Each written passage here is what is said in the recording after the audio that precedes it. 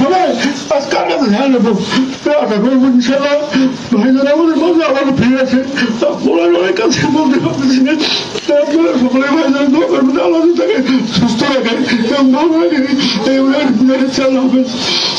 সবাইকে কথা বলার সুযোগ দিই কিন্তু আমি কখনো কথা বলার সুযোগ পাই না। আজকে আমিও কিছু বলতে চাই। আমি যখন 2018 সালে ইমসেফের একটি প্রজেক্টে জয়েন করি তখন থেকেই স্যারকে আমি চিনি। আমি হয়তো স্যারের কাছে একজন সাধারণ কর্মচারী,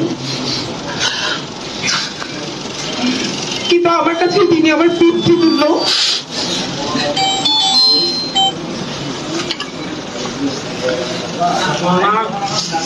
আমি চাই আমরা সকলে যারা আছি তাদের ঐকান্ত প্রচেষ্টায় আজকে আমরা স্যারকে এখান থেকে বিদায় দিচ্ছি। পরবর্তীতে আমরাই যেন স্যারকে বরণ করে নেই।